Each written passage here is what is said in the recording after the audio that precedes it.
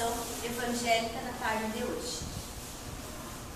Com muita paz e sentindo a paz e a presença amiga dos bons amigos da espiritualidade maior, nesse instante, vamos abrir o nosso coração e o nosso pensamento para receber as orientações benfazejas dos nossos anjos da guarda. Que nesses instantes, a reflexão que é trazida nesta tarde possa chegar até nós como um bálsamo, fortalecendo a nossa vontade, fortalecendo as nossas decisões e as nossas escolhas, para que elas sejam as mais acertadas possíveis e nos possibilitem seguirmos o nosso caminho, evoluindo, auxiliando e iluminando a nós mesmos e aqueles que estão conosco nesta caminhada. Pedimos ao nosso Pai Celeste que nesses instantes que nos encontramos aqui, que estas energias que nos envolvem possam fortalecer o nosso corpo físico, fortalecer o nosso corpo espiritual, nos dando a possibilidade de seguirmos adiante, fazendo boas escolhas. Obrigado, Pai Celeste, por este momento. Que a Tua bondade esteja conosco agora e sempre. Que assim seja. Que assim seja.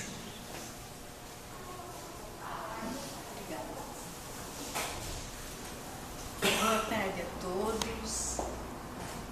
Mais uma vez, sejam bem-vindos. Vou pedir licença para tirar a máscara, para a voz ficar um pouquinho melhor. E que possamos, durante a tarde, termos um proveito saudável de tudo aquilo que for conversado, for esclarecido, que possamos assimilar com sabedoria as experiências evangélicas, os momentos de reflexão e seguirmos tudo aquilo que Cristo deixou para que nós seguíssemos. A lição de hoje refere-se, eu chamo lição, porque em se tratando de reflexões do Evangelho segundo o Espiritismo, cada uma letra desse livrinho tão pequeno diz tanto para o nosso dia a dia, diz tanto para todos nós e principalmente em termos de nos modificarmos. Quer dizer, tentarmos nos modificarmos. Porque quando alguém nos diz que devemos nos modificar, a gente pensa um pouco, poxa, mas eu preciso mudar o quê em mim? Porque muito pouco nós nos conhecemos. E por que muito pouco nós nos conhecemos? Porque pouco tempo damos para que nós reflita pelas nossas atitudes, pelos nossos atos, pelas nossas palavras, pelos nossos pensamentos. Bom, hoje nós vamos falar sobre caridade com os criminosos. É pesado, né? Já falei caridade com os criminosos. Não é fácil. Não é fácil porque a cada crime que a gente toma conhecimento pelos meios de notícia, nos assustam, nos apavoram, fazem nós nos sentirmos presos pelo medo, presos pela falta de amor, presos pelo egoísmo. Será que aquele a quem chamamos de criminoso nosso irmão não é uma parte divina, não é uma criatura criada como eu, como tantos outros? Então, são pequenas coisas assustadoras que a gente precisa de refletir e precisa de fazer uma autoanálise com relação aos nossos sentimentos. Com isso não quer dizer que nós temos maus sentimentos, nós temos muito mais medo do que maus sentimentos. Medo do que e de quem? Medo de nós nos vermos sem máscaras? Medo de nós mesmos? Então, são perguntas que a gente faz para que chegue até cada um de nós. Eu também já escutei essas perguntas e também já pensei o que vocês estão pensando. E quando a gente escuta, a gente pensa assim, puxa, ter caridade para quem mata, para quem rouba, para quem assalta, mas é um dos nossos irmãos que estão ali, tendo essas atitudes. Por que será? E o que será que leva nossos irmãos a terem essas atitudes? São perguntas profundas que a gente vai levar para casa para se responder a si mesmo. Porque jamais eu posso responder por vocês, jamais vocês poderão responder por mim. São atitudes individuais, são análises individuais. Por que são análises individuais? Porque eu penso diferente dela, ela pensa diferente da outra senhora, e assim cada um de nós pensa diferente uns dos outros. Mas nós somos inteligentes o suficiente, somos muito bem dotados de inteligência para que cada um de nós possamos nos analisarmos, verificarmos como é que andam os nossos sentimentos. E às vezes os nossos sentimentos pouco apreciados estão dentro dos nossos lares, estão nos nossos filhos, estão nos nossos esposos, nas nossas esposas, estão nos nossos pais. Então é complicado, muito complicado. Esse assunto é um assunto pesado, e como ele é um assunto pesado e não tem manual de instruções, a gente pede que cada um pense com carinho sobre isso. Se eu não posso modificar o outro, que eu me modifique.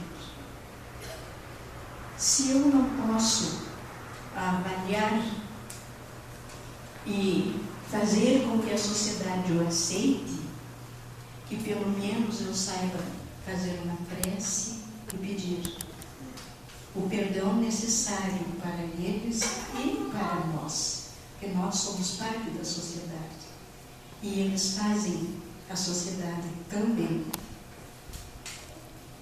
Então, como sociedade, todos nós temos a nossa parcela de responsabilidade sobre as atitudes uns dos outros. No momento em que eu não compreendo o meu filho, reações do meu filho, ele é um ser da sociedade, eu também sou. E a sociedade somos todos nós. E é dessa falta de incompreensão, muitas vezes, por desconhecimento, por despreparo, a gente corre esses erros. Mas que está em tempo de corrigirmos, de refazermos e de sabermos que estamos numa etapa de transição e que precisamos urgentemente nos modificarmos para podermos apreciar a modificação de uma sociedade. Não é com violência, não é com os presídios lotados, não é com a nossa falta de saúde física, porque antes de termos a nossa falta de saúde física, nós temos a nossa falta de saúde espiritual. E isso é que faz todo o abalo em todos os setores, em todas as vidas. Portanto, queridos irmãos, o convite está lançado. Já que muito pouco nós podemos fazer, façamos com o coração falando alto nos nossos ouvidos. Preces pela nossa modificação e pela modificação de cada um dos seres que são chamados de criminosos, assim como pela modificação de toda a nossa sociedade. Modificação de pensamento, de atitudes, de amor. Que possamos, num dia X, que ninguém ainda tem prescrito, possamos estar todos juntos de mão dadas, espíritas, católicos, todas as religiões, homens honestos, trabalhadores, homens que foram marcados pelos erros, que possam ser tão evoluídos como os homens honestos e trabalhadores. Quando eu falo homens, homens e mulheres, porque nós somos mulheres, não somos passivos de errar, nós erramos também. E às vezes em maior, porque somos mulheres, o sexo frágil, que de frágil não tem nada, não é? Bom, eu sinto o agradecimento por vocês estarem me escutando. E que Deus, Nosso Senhor, nos banhe, nos ilumine. Que essas palavras simples tenham realmente tocado profundo no coração de cada um. Porque no momento em que eu li o texto para preparar essa reflexão, sinceramente, eu me perguntei: o que é que eu estou fazendo pelos criminosos? A gente reza pelo filho, pelo pai, pela mãe, pela esposa, pelo esposo, pelos doentes, pelas crianças abandonadas, pelos velhinhos e pelos criminosos. Quem é que reza? A mãezinha daquele, o paizinho daquele, o amigo? Quem é que reza? Quem é que pede luz para esses espíritos? Quem é que pede esclarecimento? Ainda que a gente tenha conhecimento que existem grupos que fazem as visitas nos presídios, assim como fazem nos hospitais. Que aí que a gente vê o quanto o medo que nós temos nos atrapalha. Eu vou confessar uma coisa para vocês: eu não me animo num presídio ainda. E vocês vão me dizer assim: como é que tu está falando tudo isso? Porque eu sei que um dia eu vou poder ir. Eu vou ganhar essa força. E vou ganhar vou vencer esse medo. E vou me aproximar como eu estou próxima de vocês. São pessoas como nós. Sentem dor, sentem revolta, sentem desamparo. Olha, às vezes, pela mínima atitude que a gente se sente desamparado, se sente só, a gente quase morre, né? E eles, como é que eles ficam? E a revolta nasce, e nasce com força. E agridem, e são violentos. Bom, muito obrigada pelo tempo que vocês me deram de me escutarem. E, mais uma vez, pedimos a luz divina de Jesus Cristo que seja um refrigério para as nossas dores e as dores de todos os nossos irmãos especialmente as dores espirituais, as dores daqueles que se encontram nos presídios e que têm o apelido de criminosos. São passivos de tanto amor quanto os nossos filhos que estão ao nosso lado. Muito obrigada.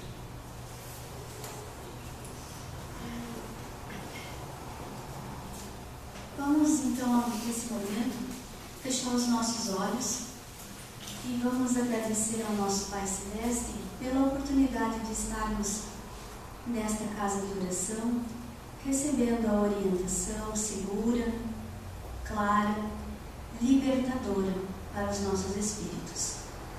E nesse instante, eu convido a todos que coloquem em seu pensamento e em seu coração todas aquelas criaturas que são caras ao coração de cada um, bem como convido nesse instante que cada um também possa lembrar de todas aquelas criaturas que ainda temos dificuldades de amar, temos dificuldade de aceitar as atitudes, temos dificuldade de aceitar as suas projeções no mundo físico. Nesse instante, vamos pedir ao nosso Pai Celeste que derrame a luz do entendimento, a luz do amor, que uma mão generosa possa tocar o coração de cada um e mostrar o caminho mais suave, o caminho mais acolhedor, o caminho mais alentador. Que nesse instante a aventura divina também chegue aos presídios, aos hospitais, aos orfanatos, às casas, aos lares, aos nossos lares, levando o entendimento às almas, levando o entendimento e o acolhimento aos espíritos sofredores, aos espíritos que ainda se debatem na revolta e na inatividade do bem. Te pedimos, te imploramos, Jesus, concede a cada um deles a oportunidade que já nos foi concedida de enxergarmos um pouquinho além e fazermos as nossas escolhas de forma acertada. Agradecemos imensamente aos amigos desta casa de oração que nos amparam e que fortalecem a nossa vontade de seguirmos o caminho do bem, vencendo as nossas imperfeições e iluminando o lado sombrio que ainda carregamos em nós. Obrigado, Jesus, pela oportunidade da vida. Obrigada, Jesus, pela oportunidade da vida daqueles que estão conosco na caminhada e que nos dão a oportunidade do aprendizado. Que a Tua bondade esteja sempre conosco, em todos os momentos do nosso caminhar. Que assim seja. Que assim seja.